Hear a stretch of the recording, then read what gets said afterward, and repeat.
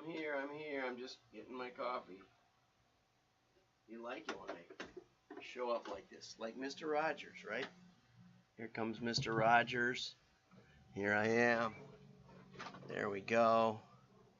Let's get the cam going. Let's see if we've got sound. Yes, we do.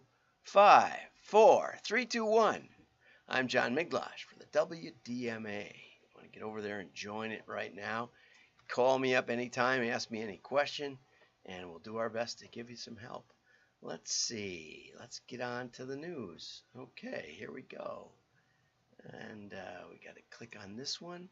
The craziest art project in internet history. Let's give it a watch because that's what we do here, right?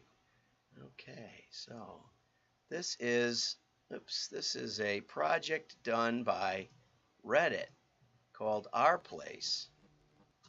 And what they did was they gave everybody access to, anybody could do what they wanted. Anybody could put one pixel, one of 6 colors, I believe, and you could put it every 5 minutes, you could put one pixel down. See, well, that doesn't sound like much fun, you know? Well, what happened was on Reddit, teams were made and alliances were built, and wars started, especially when people put up their country flag and then somebody else's country took it over or rode over the top of it. And there were actually diplomats who would negotiate peace treaties in the midst of this. It ran for 4 days. It had over 10 million people involved, and it had 160 million pixels posted. So let's watch it for a little bit here. And you can see the flags emerging, right? And logos and a lot of flags. And then there's a black group a group that wants to put black over the whole thing. Some things get written over and then they come back to life again, like the flag did. Flags extending out, and that flag gets written over. There it goes, it's gone. And then they figured out that they could put it over back here, I think, or there it got written back in. Then they extended it to the side to give people more room. There's that the group that wanted to overwrite the whole thing, and then it gets extended to the bottom, and then now it's on the bottom. And this is really good. This is France, and it's got landmarks and all kinds of interesting stuff. And then at the end, Reddit just made it so you could only post a white pixel, and it erased itself. How cool is that?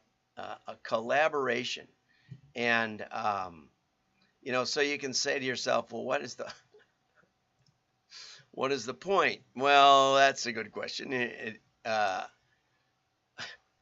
4 billion minutes were spent in this group. 236 countries participated. Okay? With the U.S., Turkey, and France having the most tiles placed. You could say that it was pointless, but it was also the most collaborative artwork project in history. And Waldo's in there somewhere. You can go find him. There's all kinds of places where you can see the thing all spread out. Okay, yesterday I talked about millennials and Gen Z, and a big part of the project was this article by Accenture.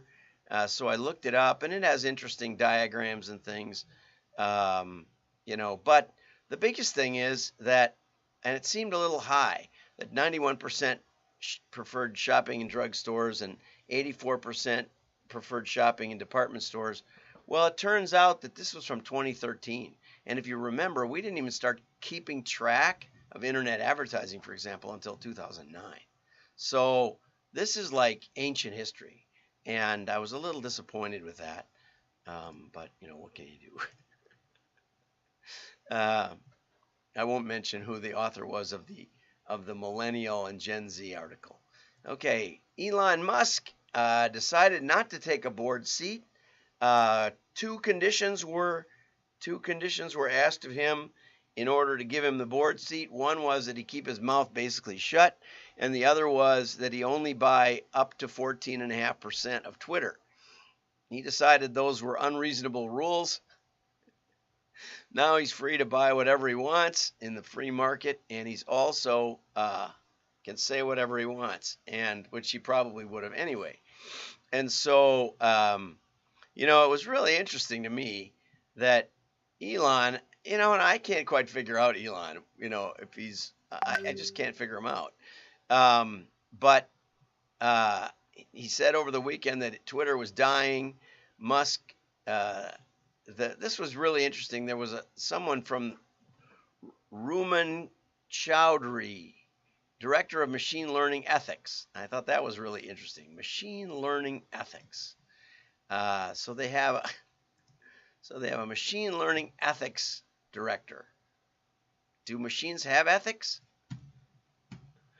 I don't know. I don't think so. That's why you need them. Anyway, so they said that Musk had an immediate chilling effect on the company's culture. Twitter has a beautiful culture of hilarious criticism, hilarious constructive criticism, and I saw that go silent because of his minions attacking employees. That is certainly not the only thing. My number one rule is do not feed the trolls, and so he or she, I don't know, said that they were a troll and Musk was a troll, and so they were actually going to worry about easing the employees' concerns at Twitter. Well, you can say what you want about Musk, but my wife was booted off Twitter and never given a reason. Just her account got locked. No reason. As far as she knows, no violation of community standards, and she had basically no followers. I mean, maybe 60 or something. But so Twitter might think they have a great culture, but it's an internally facing culture, and I don't think that they do grasp the real world realities of what people out here in the flyover states think of them. And I think maybe Musk will bring some fresh air. There's 3 scenarios that they wrote that could happen. One was that Musk could partner with venture, some capital firm and basically take it over. Another was that he could beat the bejesus out of it, force the stock down and buy more and do it himself. It'll be interesting to see. It'll be a lot of fun. And that's the trouble with a big.com. Okay, growth rate for digital ad revenue wanes by Rob Williams. This I thought was interesting. Now, this is a very complex graph. I really, I think they could do much better on their graphs. It took me a while to figure this out. But so here's the revenue from 2020, and here's the revenue from 2021. So in quarter 2 of 2020, which is like April, May, June, right when the world was ending, gee whiz, there wasn't much growth in internet revenue, or maybe it's just revenue. There wasn't much revenue in that quarter because the internet was on the rocks, and we thought the whole world was on the rocks. So it had a 62% increase in 2021. Yeah, big deal. I mean, you can see this line is not just going through the roof. It's pretty level from 2021. And what he says is the differential has slowed fourth quarter 2020 and fourth quarter 2021, which is true, but it's like a derivative of a derivative. But anyway, it does bring up something that we're all wondering about. We saw in that other article, albeit from a long time ago, the internet is only 19% of retail sales. Okay, and that's kind of consistent with those numbers, even from 2013. That 80% of people would rather go to a store. 80 plus, 80 to 90%, depending on what they're shopping for, depending on the convenience of the store. Okay, so are we facing a leveling off of the internet? Are people finally realizing that it's not that good a deal? Well, this brings us to Julie Lapaslena, a member and friend of WDMA, asked me if I had explored the subprime attention crisis. So I watched some interviews with Tim Hwang, and here's an article from last summer. Nathan Bick and it summarizes the book by Hwang. And basically the idea is that just as in 2008, when the world was buying up mortgages that were fraudulent, and the way they were fraudulent was that, I mean, in the 20s, you know, in the 30s, in the Great Depression, the federal government stepped in and figured out a way to make money available to rural banks to, you know, let people borrow money to buy a house.